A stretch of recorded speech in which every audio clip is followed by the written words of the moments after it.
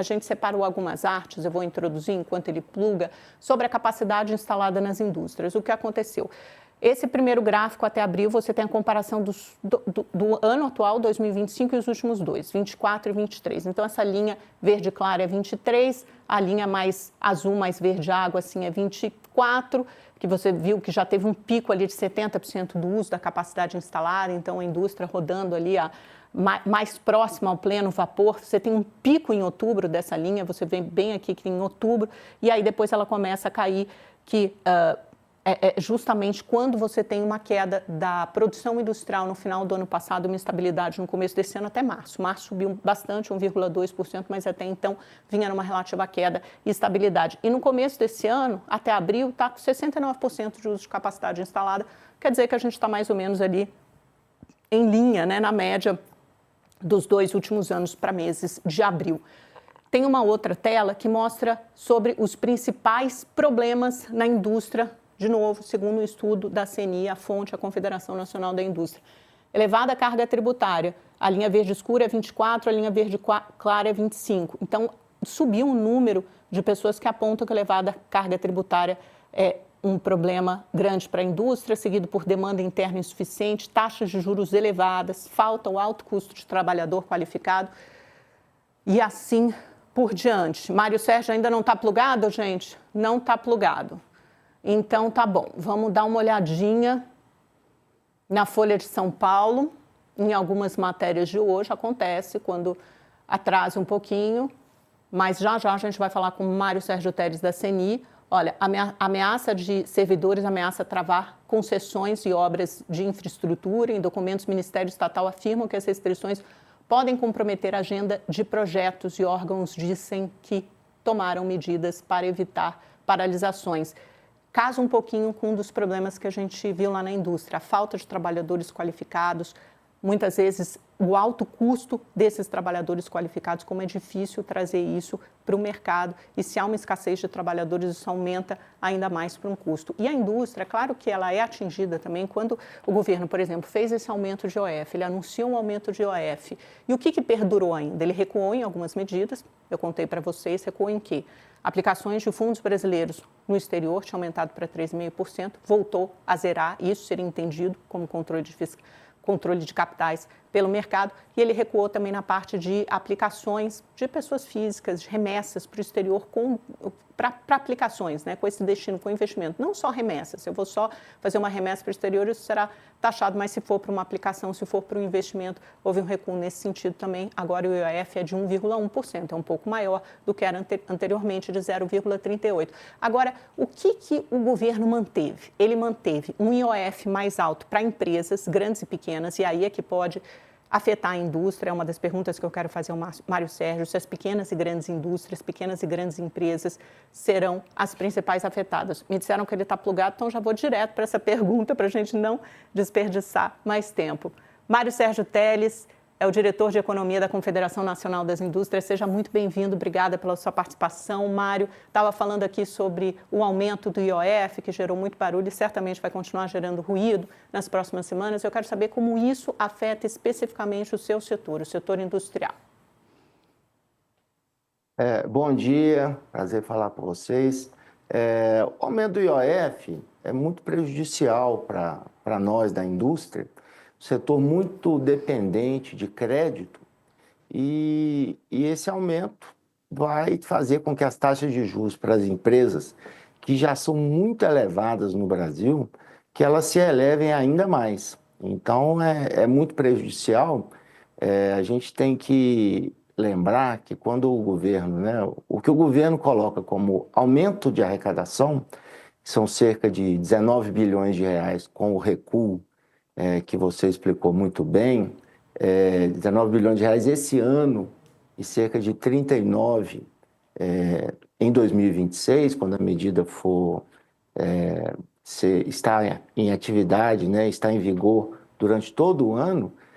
Esse aumento de arrecadação é exatamente o aumento de custo que a gente percebe no setor produtivo. E aí não estou falando só da indústria, né? Todos os setores vão ser afetados. Então, é mais um aumento de custo num país que já tem um custo de produção bem mais alto se comparado aos nossos concorrentes internacionais. Mário, e o que isso vai acarretar em termos exatamente disso que você está falando, por exemplo, de competitividade? Porque se você tem a indústria hoje já num ambiente muito inóspito, não só a indústria, mas toda a economia brasileira, que é desse aumento da taxa de juros, Selic no nível mais elevado dos últimos quase 20 anos. E aí você ainda tem essa derradeira, mais esse aperto no crédito, como se estivesse enxugando mesmo o crédito, encarecendo no mercado, porque é esse efeito que o aumento do IOF vai ter para empresas grandes e pequenas. O que isso vai acarretar para a indústria? Por exemplo, perda de emprego, menor crescimento. Vocês já conseguem mensurar esse impacto desse combo ruim para desacelerar a atividade econômica? O aumento do IOF sobre uma taxa de juros básica e, portanto, uma taxa de juros de mercado que já é muito alta, é um elemento a mais para restringir o crédito, né? O crédito vai ficar mais caro e isso tem duas consequências diretas, né? Em duas pontas, digamos assim. Dentro das empresas é o aumento de custo que eu já mencionei. Agora, isso reduz o crédito na economia, na parte das empresas. As empresas devem tomar menos crédito por conta desse aumento de custo. Então, como as empresas também são, os investimentos das empresas são um componente importante aí da nossa demanda, isso acaba também reduzindo a nossa demanda, nosso consumo, né, interno, não das pessoas, que as pessoas, no caso, foram preservadas, mas por parte dos investimentos das empresas. Então, você tem aumento de custo e redução da demanda, o que vai gerar, com certeza, uma redução sobre um crescimento econômico que já vinha em queda, né? A projeção da CNI para esse ano é de um crescimento de 2,3% do PIB como um todo, contra um crescimento de 3,4% no ano passado. Então, já há uma desaceleração e essa medida vem somar, né, com outras que já estavam acontecendo, como o aumento da taxa Selic, um dado que é positivo, mas que também contribui para essa desaceleração, que é a menor expansão fiscal por parte do governo federal e até também por parte de estados e municípios, mas todo esse conjunto vai levar a um menor crescimento da economia. E, portanto, com menor crescimento da economia, você tem menos geração de emprego em todos os setores. O que vocês esperam para a indústria, especificamente para esse ano? Porque a gente viu que caiu a produção industrial no final do ano passado, se manteve mais ou menos estável no começo desse ano até março. Março teve um pico, fez assim, né, 1,2%, cresceu muito acima da expectativa dos economistas. O IBCBR também, que é a prévia do crescimento pelo Banco Central, mostrou um crescimento grande da indústria, uma contribuição importante da indústria. Esse ano a indústria deve ficar como em relação ao ano passado, por exemplo? A nossa expectativa para a indústria é de uma desaceleração mais forte do que a que eu mencionei no PIB, né? Só para lembrar, no PIB a gente teve 3,4% em 2004 e a nossa expectativa para 2025 é 2,3%. No caso da indústria como um todo, que cresceu 3,5% no ano passado, a queda deve ser maior ainda. Nós estamos projetando um crescimento de 2% para a indústria como um todo, né? E na indústria de transformação, que é aquela que está mais exposta à concorrência internacional, o cenário ainda é pior, de 3,8% de crescimento em 2024 para 1,9%, ou seja, cai pela metade o crescimento da indústria de transformação em 2025. Então, o cenário é de desaceleração no PIB e desaceleração mais forte ainda na indústria.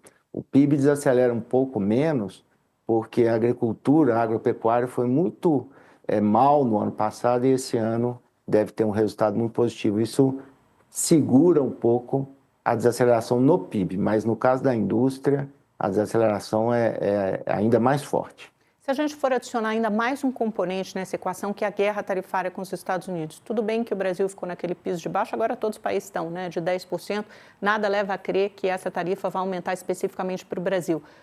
A não ser para o aço e alumínio, que tem 25%. Como é que o setor de aço e alumínio já está sendo afetado nas exportações para fora, para os Estados Unidos especificamente, e o receio da indústria também de que o nosso mercado seja inundado com produtos baratos da China? Como é que a indústria está se preparando para esses dois cenários? O que vocês já podem, o que já tem de concreto acontecendo que vocês identificam nos diferentes segmentos?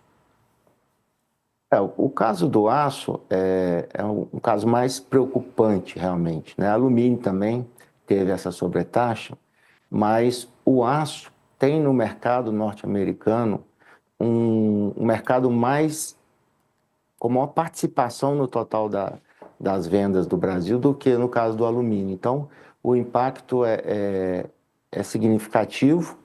O que a gente tem acompanhado, né, tanto CNI como o Instituto Aço Brasil, que representa o setor siderúrgico, temos acompanhado o governo federal em discussões com relação a eventual, né, fazer como nós tivemos em 2018, cotas para o aço brasileiro, e dentro dessa cota não haveria essa sobretaxa. Acima de um determinado limite, aí sim haveria essa taxação. Essa foi um arranjo feito em 2018 que a gente acredita que seria uma solução muito importante para esse momento. De modo geral, né, o Brasil não ficou entre os países com uma taxação mais elevada. Mas o ponto que preocupa é que há uma incerteza muito grande, porque as medidas elas são anunciadas, há um adiamento das medidas. Esse fim de semana mesmo nós vimos um anúncio de tarifas de 50% sobre a União Europeia, que já foi dado uma trégua para esse aumento. Isso tudo gera uma incerteza muito grande nas cadeias produtivas globais, e isso vai afetar, com certeza, o crescimento da economia mundial. E afetando o crescimento da economia mundial, obviamente, afeta o Brasil, tanto em questões de vendas, como também em preço, né, dos nossos produtos de exportação. E tem um outro lado também muito preocupante, que é produtos que eventualmente não possam mais ser vendidos no mercado norte-americano, eles podem procurar outros mercados. E aí o mercado brasileiro é um mercado muito forte. Nós temos importações muito significativas, e há um risco de que o nosso mercado seja, digamos, inundado com esse redirecionamento de produtos, inclusive com práticas desleais de comércio, para colocar produtos aqui, eventualmente até abaixo do custo e do preço no mercado de origem, que a Ásia, né, a grande preocupação, em especial a China. Então, tem esses dois componentes de preocupação, e o que a CNI tem feito acabamos de fazer uma missão, o nosso presidente esteve nos Estados Unidos, em contato com empresas americanas, né, investidores, o próprio governo norte-americano, mostrando a complementariedade entre as duas economias, o que é importante, e também acompanhando o governo federal, o governo brasileiro, nas negociações com o governo norte-americano, para que o Brasil seja o menos prejudicado possível com essa guerra tarifária.